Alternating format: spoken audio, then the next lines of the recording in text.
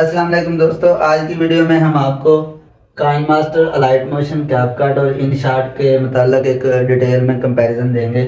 दोस्तों, इस तरह का कंपैरिजन आपको यूट्यूब के ऊपर नहीं मिलेगा और अगर आप खुद रिसर्च करेंगे तो भी आपको कोई 2 साल की रिसर्च चाहिए।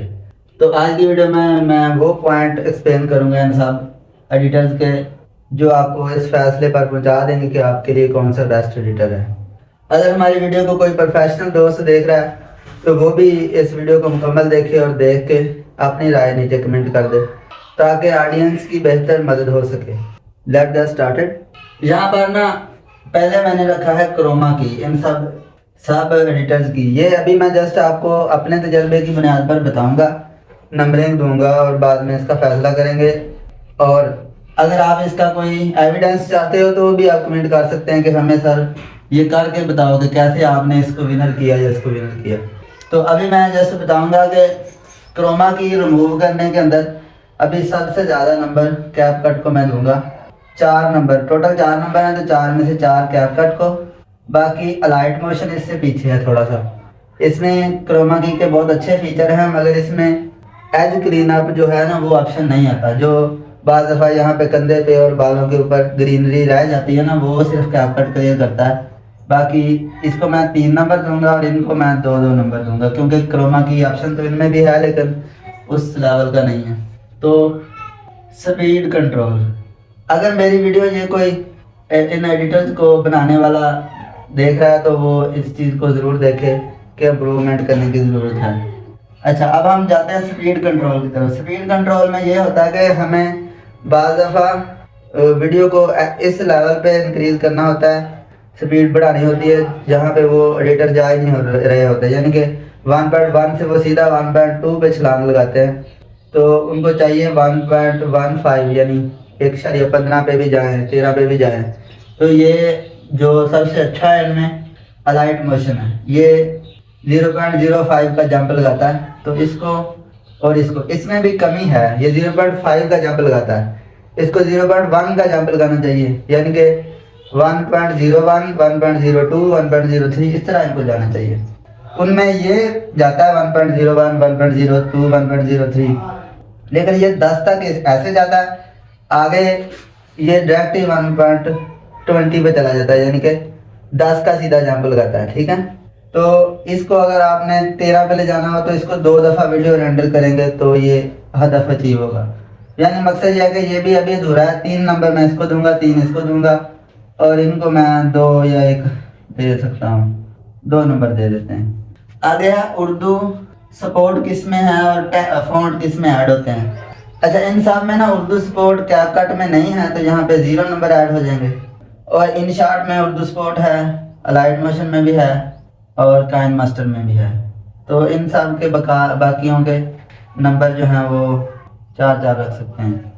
इसके अलावा की फ्रेमिंग के अगर ऊपर हम आए तो की फ्रेमिंग इन सब में सब चीज़ों के लिए एक ही की फ्रेमिंग लगती है, यानी कि अगर आप एक की फ्रेम लगा देंगे वहाँ पे आप वॉल्यूम अप करेंगे तो उसको भी वही नोट करेगा, वीडियो की स्पीड तेज़ करेंगे या वीडियो की कोई कलर ग्रेडिंग करेंगे तो उसको भी वही की फ्रेम डील करेगा। तो ये ज़रा इनमें ना ड्रॉबैक है, हालांकि हर चीज़ का अलग की फ्रेम होना चाहिए तो वो लाइट मोशन में मौजूद है।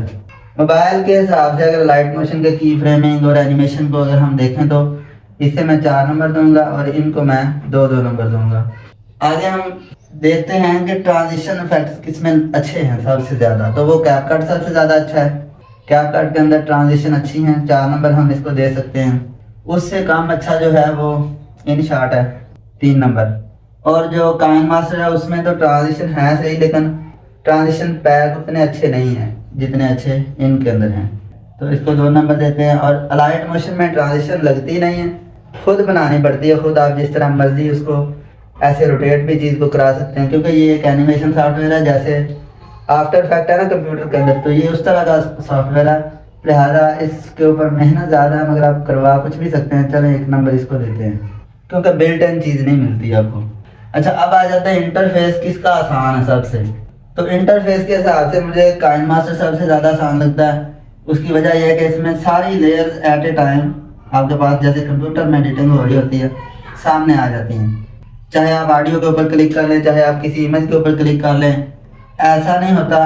इन सॉफ्टवेयर में क्या होता है, इनमें आप क्या करते हैं, आपको अगर टेक्स्ट को सिलेक्ट करना है तो टेक्स्ट के ऊपर जितना मर्जी क्लिक करते जाएं, या वो लेयर हाइड हो जाती है जब तक आप नीचे से ढूंढ के टेक्स्ट के ऊपर ना क्लिक करें, या आप ओवरले के अंदर ना जाएं। तो ये इनके अंदर मिसाइल है।